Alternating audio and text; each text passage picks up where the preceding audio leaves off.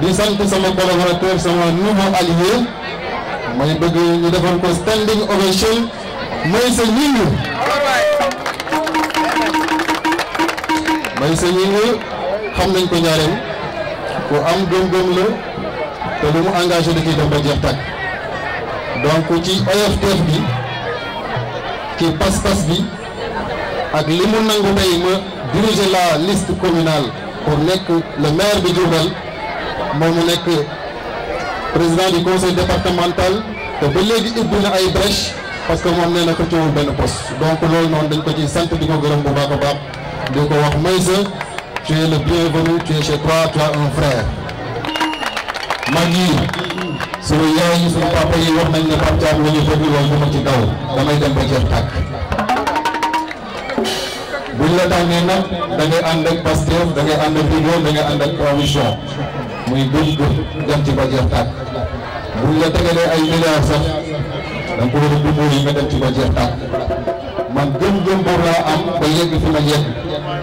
du ma ko mës a jàpp njaareem laa am njaareem moom laa bëgg mu développé ci lépp loo xam ne mooy jëmale askan bi ci kanam lépp loo xam ne lii day xeex loolu lépp loo xam ne lii sous-emploi lépp loo xam ne lii financement des femmes lépp loo xam ne lii éducation des enfants lépp loo xam ne lii day naatal Diourbel ci assainissement infrastructure danañ ko liggéey Ndiarène bis bu ñu jotee ci mairie bi.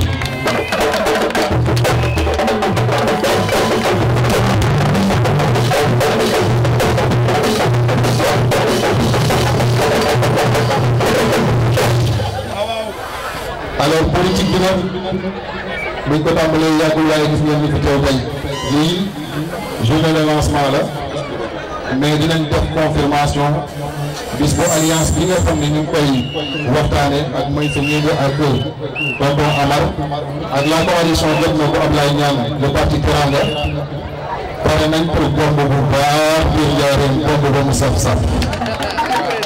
pare nañ pour wan ne gars yi dañuy dem ba jeex tàkk ci xeex bi ci discipline ak respect ak considération daan lu sell ñu daal di liggéey ba wax ne sécurité bi fi teew yëpp jàngal nañ la ñuy bëree muy sama mbokku mbër yi ñoom Ndiaye Tine ay ñoom Moussa Diouf ak ñëpp ñu àndal combat politique bëre la boo tiitee doo ci tax dañ ciy dem ba jeex tàkk pour que Diourbel ñu defaral ko suñu bopp avec la jeunesse. li nga xam ne dañ ko doon def nag ci ak caay-caay ay ndëngte di nax suma yaay di nax suma rakk yi loolu moom damay jóg xeex ci sama tànk tubéy te danañ ko régler définitivement à Diourbel li nga xam ne mooy noon askan bi di leen nax bu jël milliard bu di ko pasal pasale loolu dama ne ci politique dafay jeex di Ndiarène dëgg Cheikh Ahmadou Bamba la def lu ñaaw xarit Ndiarène dëgg Cheikh Ahmadou Bamba la wax muy deñ xaju fi wax waxeet xaju fi lépp lu ñu wax tey gëm leen ni duñ ci mës a dellu ginnaaw ak lépp lu ñu mën a tegal duñ ci mës a dellu ginnaaw muy taw muy ñi naan ñu ngi sa lépp parce que Ndiarène lañ am dañu jóg pour defar ko te danañ ko defar ànd ci ñi nga xam ne am nañ dignité am nañ jom ñi nga xam ne am nañ gëm-gëm ba léegi parce que gëm-gëm boobu mi ngi fi en tout cas le mouvement Diourbel d'abord aujourd'hui mi ngi déclaré li nga xam ne mooy candidature ci mairie bu Diourbel nangu naa nekk candidat de la jeunesse nangu naa nekk candidat mag ñi xale yi ndaw yi jeunes yi ñëpp ñi nga xam ne nii ñu ngi yëngati ci secteur bu nekk ci biir te danañ ci dem ba jeex tàkk dimbale askan bi dañu sonn dañu xiif dañu mar nit ñi dañoo sonn xamutul ñu ngi def xamul fi ñu jëm alors bu ñu amee espoir nag ñu ngi jàpp ñu dem ci ba jeex tàkk parce que mairie bi gis ngeen nu mu mel gis nga situation bi ni mu mel 1 milliard place ali la koy jox pendant 9 ans c'est presque 10 milliards 10 milliards yoo xam ne yow mënoo ci defar sax benn stade mënoo ci def sax benn infrastructure mënoo ci def dara yoo xam ne li jaaree li mën nañ ci kontaan mënoo ci def benn financement auprès de la jeunesse mënoo ci def benn financement auprès des femmes mënoo ci def benn financement auprès de la culture loolu dafa ñaaw te nit ñi dañoo sonn léegi nag loolu dafa jeex tànk parce que seen doom màgg na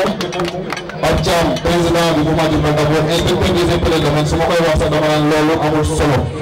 li am solo mooy citoyenneté ñu dem ci ba jeex tàkk liggéey pour askan bi dëppoo ngeen jël ko dugal ko ci armoire yi teg un programme politique exposé ko nit ñi ñu toog xool ko saytu ko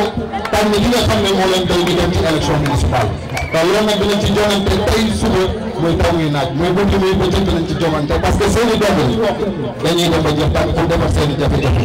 dañuy dem ba jeex tàkk pour emploi des jeunes lañ la ko dañuy dem ba jeex tàkk pour ñi nga xam ne dañoo liggéey dañuy dem ba pare amuñu liggéey ñu def ñu liggéey dañuy dem ba jeex tàkk pour defar marché bi dañuy dem ba jeex tàkk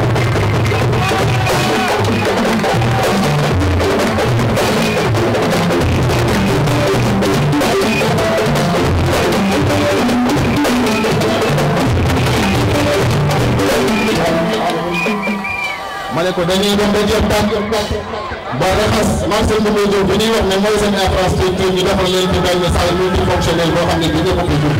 dañuy dem ba jeex tàkk pour defal leen deuxième stade boo xam ne bii stade olympique lay nekk bu nekk diggante Touba ak Diourbel dañuy dem ba jeex tàkk pour jeunesse bi nga xam ne dañoo soxla pour leen dugal ñu liggéey ñu créé 3000 entreprises pour leen fi ñu liggéey man xam naa li may wax parce que développé du ñu jaareen jafewul xalaat baa ngi fi xel baa ngi fi doole jaa ngi fi parce que boo xoolee ñun ñëpp dafa am ci lu ñu tënku muy tradition valeur ak ay principe yooyu buñ ko bàyyi jamais parce que Cheikh Amadou Bamba moo ko fi bàyyi ay kilifa yu baax lañ ko fi ñu war cee mooy liggéey dëgg bi ci fulla ak fayda ak jom donc seen doom taxaw na aujourd'hui te déclaré ma candidature te dara du ma tax a dellu ginnaaw ci candidature boobu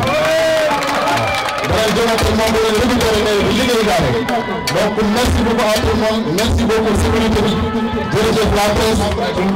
Baye Bara Diouf ñu ngi lay sant bu baax di la gërëm képp koo xam ne aussi tudd nga la ñu xam ne bés bi moo xat te bëgguñu téye nit ñi lu yàgg ñu xam ne on est prêt coalition bi alliance bi dinañu waxee tur bi danañ ko déclarer dans le cadre d'un point de presse avec tous les alliés dinañ ko def inviter la presse pour que ñu officialiser alliance boobu mais alliance bi pour waa Ndiarème la donc pare leen